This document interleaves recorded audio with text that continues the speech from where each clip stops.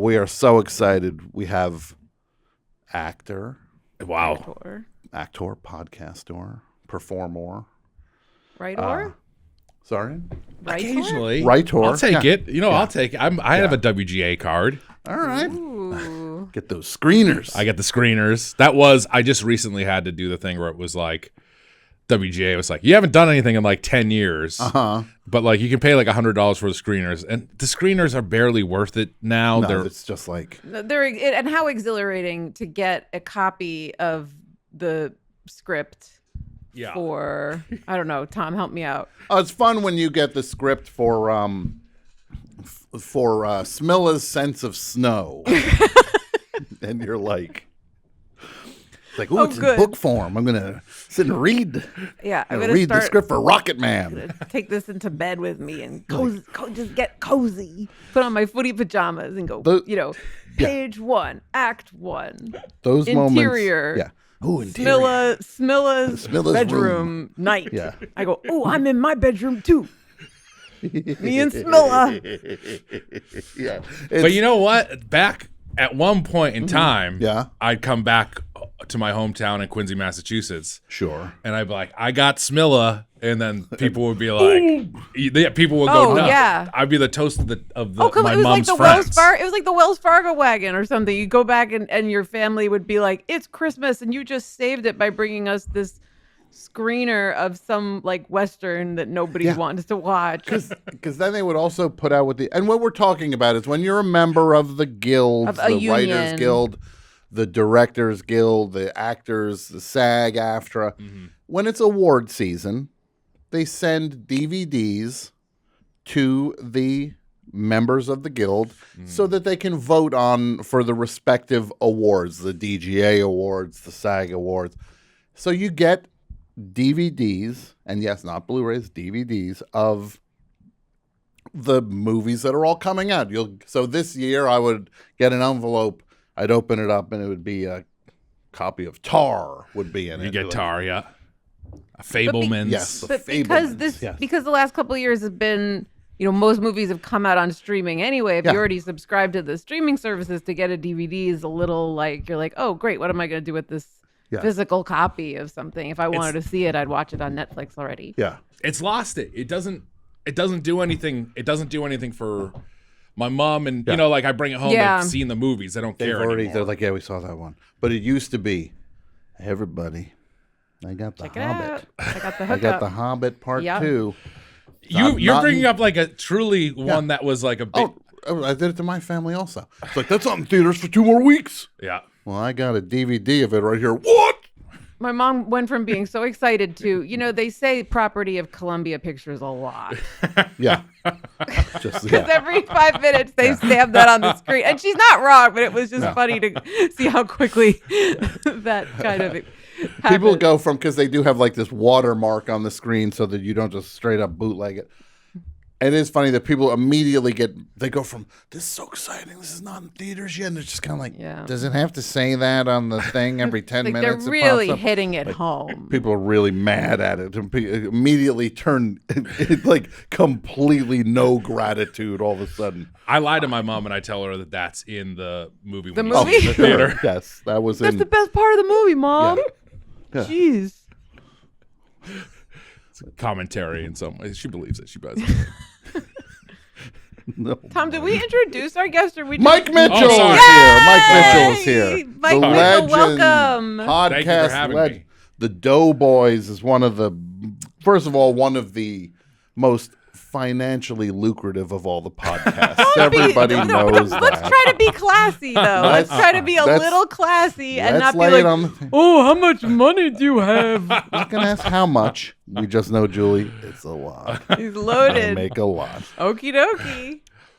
I think we got lucky with it feels like it's going to fall out at some point, right? Sure, it's going to fall out at some point. They keep making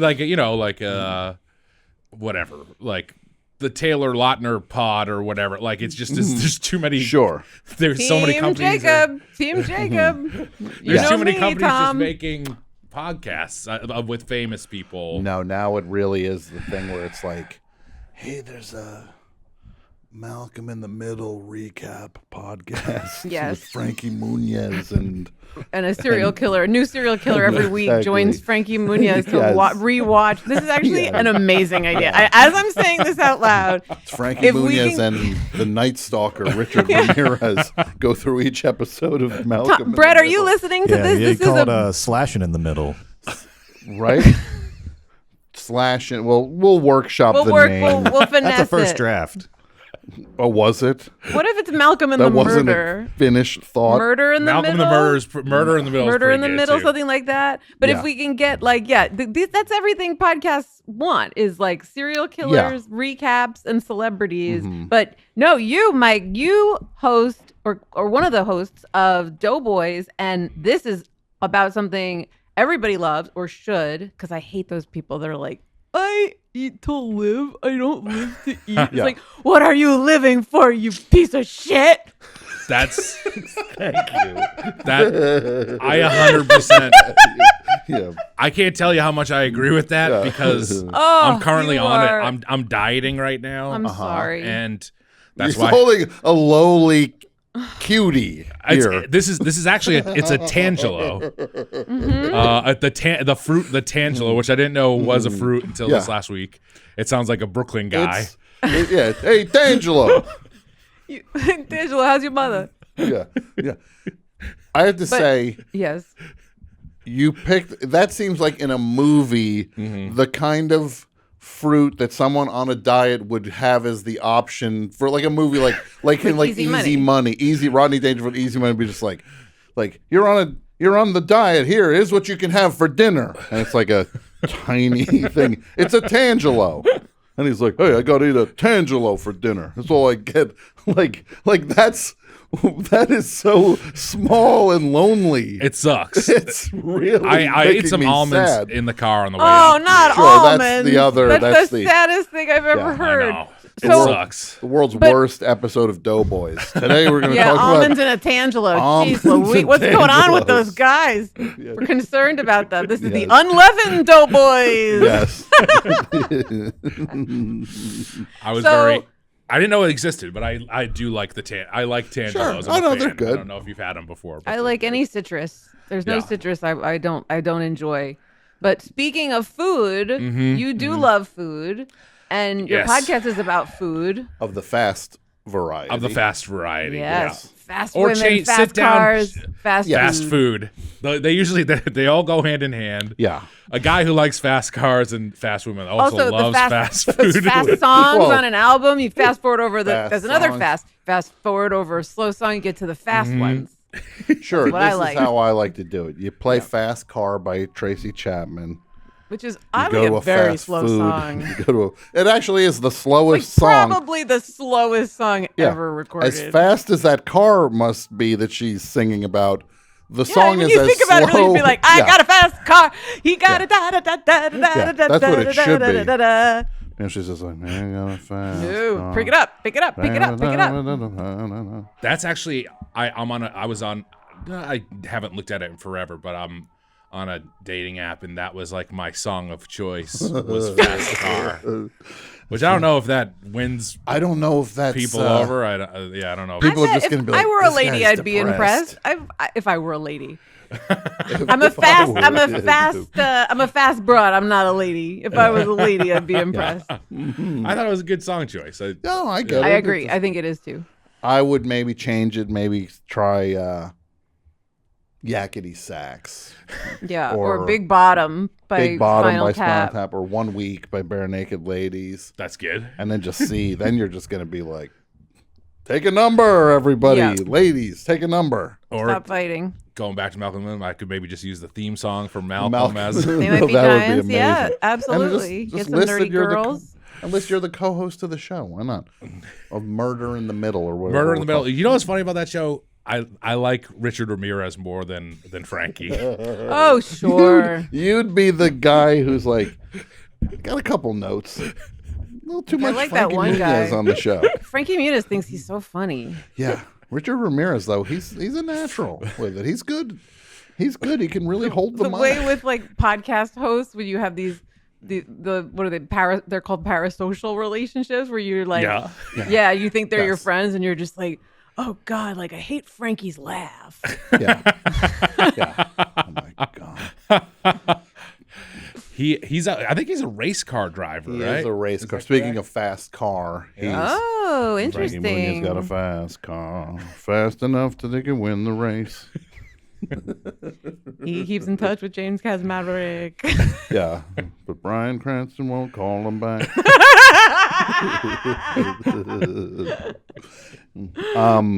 What are we doing? What are we doing? But yes, on I the like food. Sorry, we're talking about food. We Can like you dig food. it? We like fast food. We Julie like and I. fast food. We are garbage. Me too. Yeah. You know, it's Oscar week, but we were talking last week about Oscar the Grouch and how we like Oscar the Grouch because he lives in a friggin' trash can. Yeah, one of the best. And Tom, I was thinking about this recently. If somebody wanted to do, they probably can't get it. Oh, maybe for Totally Fucked Up. There was if the two of us were Muppets hosting this show, I think we'd be Oscar the Grouch and Cookie Monster. Which would be which? Who do you think? I think you think you're Cookie Monster. Yeah. Because everybody wants to be Cookie Monster. He's the greatest. We can both be Cookie Monster. We could both be Cookie Monster. I'm sure there must be some relative of Cookie Monster that they did on. Oh, like if his mom came one time and had like one of those funny wigs and exactly like a bonnet or something. Mike, do you relate to Cookie Monster? I love Cookie Monster. I liked a lot of the Blue Muppets. I was a fan of Grover. And Tully, I believe, right? With Tully Tully's because we were talking about how we came to. I think did we come to a consensus on this more or less, Julie? The Sesame Street characters, they're better. I love all of them. Yeah, these Muppets. You don't like them. Not you don't so like much. the Muppets? He doesn't like the Muppets on the Muppet Show. I like the female Muppets, and I also like Rolf the dog. Rolf is great. Rolf is all right. Okay, Rolf is all right. Just because I like dogs so much, Rolf makes me think of dogs that I like. Can we break this down a little bit? I know sure, this sure. is maybe of course, please, no. Is it? I mean, like Fozzie is obviously like hacky. Fozzie's like Fozzie. Just all right. I like Fozzie too. I like Fozzie. Yeah. Is Kermit too much of like a good guy or is he just like kind of too boring for you? What's the deal? Do you not like Kermit? I like Kermit personally. I feel like Kermit is like an incel waiting to happen. Kermit reminds me of your co-host on Doughboys. That's which one? Nick has some. Oh, really? He's got some Kermit serious energy? Kermit energy. He speaking of which, he should be here. He's taking. Oh, I don't know if he wants me to say it. Put him on the speaker. Then let's not say it. When you're at that moment where you're like, he's taking. I shouldn't say. I'm like, wow, what's he taking? All I hear when I hear that is, I want to hear it, but for the general well-being of everybody, maybe don't say. I think I'll tell you afterwards. Sure, it's not okay. a big deal. That's the best. I think that he just wouldn't want like I think he wouldn't want other people to know. Yeah, maybe. of course. Okay. He's just Kermit. Calling him Kermit is maybe too much of a compliment for Nick. I'm trying to think of a Muppet. All right. Okay. He's like Walter to me. Walter. Wow. We are airing. We are starting. Yeah. We just may have broken up the Doughboys, Tom. Oh my God. You tell somebody you're the Walter of all the Muppets, the 150 Muppets to choose from. You're the newest Muppet. Ooh. No, was Walter was Jason Segel's brother. He was Jason Segel's brother, yeah. In the movie, which they were, I think, twin brothers, maybe. What's going on in that household? It's a great question. I didn't know that humans could breed with Muppets. Well, the Segels were no Fablemans. I'm just don't gonna open that door. door. I'm gonna say that a lot. I just in the delivery room, like there's one baby that comes out and then one kind of made out of Muppet. Yeah, suddenly a weird purple. Fella pops out. You gotta like Gonzo, right? No, Gonzo. Please don't storm out of the studio. Lock the door, I don't Brett. like Gonzo. I'm Brett, sorry.